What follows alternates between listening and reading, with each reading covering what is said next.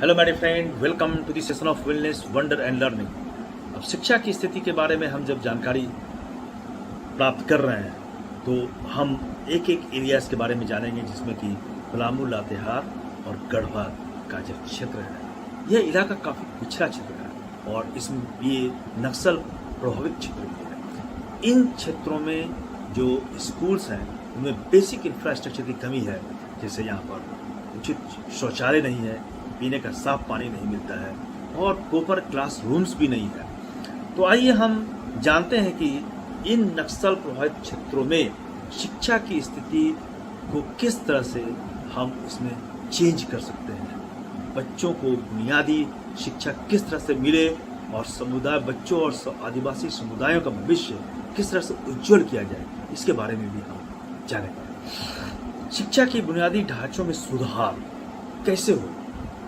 Toilet, पीने का पानी और कक्षाओं की उपलब्धता बहुत ही आवश्यक है। सभी सरकारी स्कूलों में टॉयलेट्स का निर्माण किया जाना चाहिए, साफ पानी की व्यवस्था होनी चाहिए और पर्याप्त क्लासरूम्स को बनाया जाना काफ़ी आवश्यक है, जिससे कि यहाँ एक बच्चों को आरामदायक माहौल मिलेगा और ये मिलने से जो है उनमें एक इंटरेस्ट चलेगा। स्कूल भवनों का मरम्मत, पुराने और क्षतिग्रस्त स्कूल जो हैं उनके जो बिल्डिंग्स हैं उनको रिपेयर करना काफ़ी आवश्यक है, ताकि बच्चों को सुरक्षित वातावरण मिले।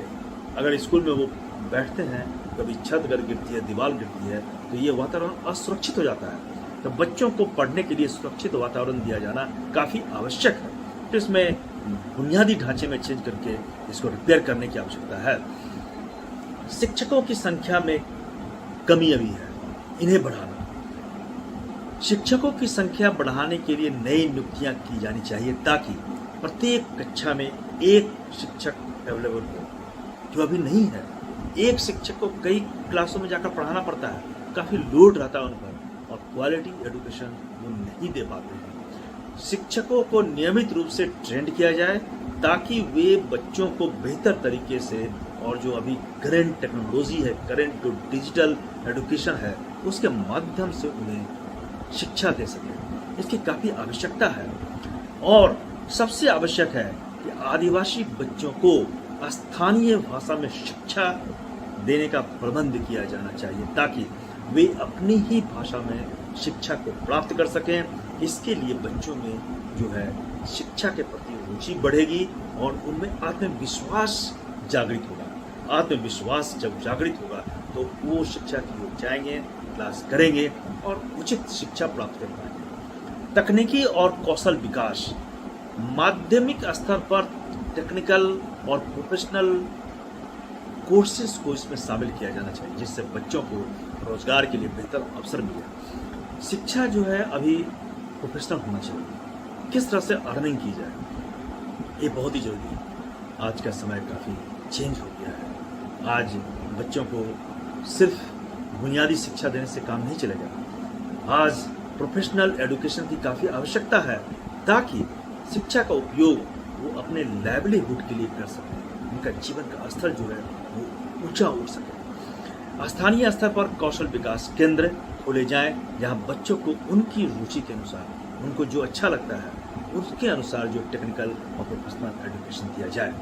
मनोवैज्ञानिक और सामाजिक समर्थन, नियमित रूप से प्रेरक कार्यक्रम आयोजित किए जाने चाहिए, जिससे बच्चों को सफल आदिवासी व्यक्तित्व की कहानी सुनाई जाए। किस तरह से जो है आदिवासियों में सफल लोग हुए हैं, उनका व्यक्तित्व कितना ऊंचा रहा है, इसके बारे में बताना चाहिए। उन्हें शिक्षा के महत्व को भी बताना चाहिए। स्थानीय समुदायों को भी शिक्षा के बारे में बतलाकर उसमें एक जागरूकता लाया जा सकता है, ताकि वो बच्चों को स्कूल भेजने के लिए प्रेरित करें। बच्चे को वो बतलाएं कि स्कूल जाना ही बहुत महत्वपूर्ण है और चाइल्ड लेबर को बंद किया जाए। सरकारी और गैर सरकारी संस्थाओं में जो है एनजीओ की भूमिका क्या है। सरकार को विशेष योजना बनाकर इन पिछले क्षेत्रों में शिक्षा को बढ़ावा देने के लिए एनजीओ को भी इसमें लगाया जाना चाहिए। सरकारी संगठनों को इस क्षेत्र में शिक्षा के विकास के लिए शामिल किया जाना चाहिए, जो सरकारी संगठन एनजीओ के रूप में काम करें।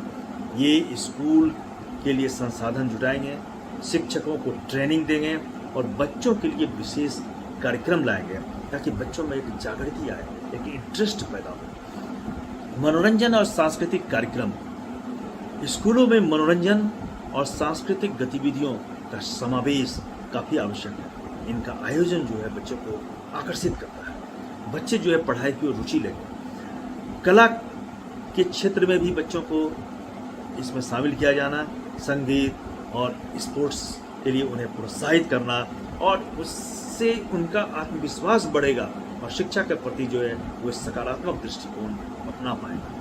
तो पलामू, लातेहार और गढ़वा क्षेत्र में शिक्षा के प्रति बच्चों और उनके परिवारों के दृष्टिकोण को बदलने की काफ़ी आवश्यकता है, जिससे कि सरकार, समाज और शिक्षकों के स्तर पर मिलकर काम किया जा सकता है।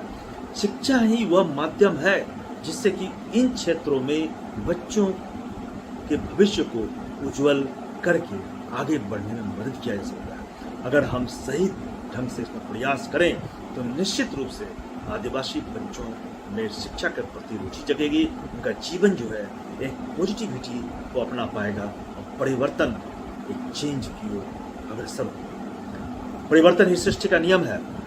आज जब मानव आदिकाल में रहता था उस समय क्या स्थिति देखिए और मानव आज कहाँ पहुँच चुका।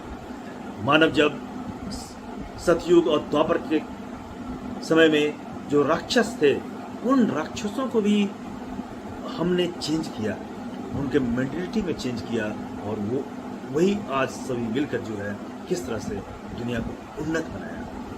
तो फिर अभी के ज़माने में जब काफ़ी टेक्नोलॉजी हमारे पास है, काफ़ी ज्ञान है, डिजिटल एजुकेशन की व्यवस्था है, तो हम क्यों नहीं उन क्षेत्रों में इन सभी चीज़ों का उपयोग करके आदिवासियों को एक उचित जीवन, एक चेंज लाएं, उनमें एक जीवन स्तर में सुधार लाकर हम झारखंड राज्य को विकसित बनाएं। और झारखंड राज्य विकसित होगा तो इस तरह के मॉडल और भी दूसरे राज्यों में ला करके सभी राज्यों को विकसित किया जा सकता है।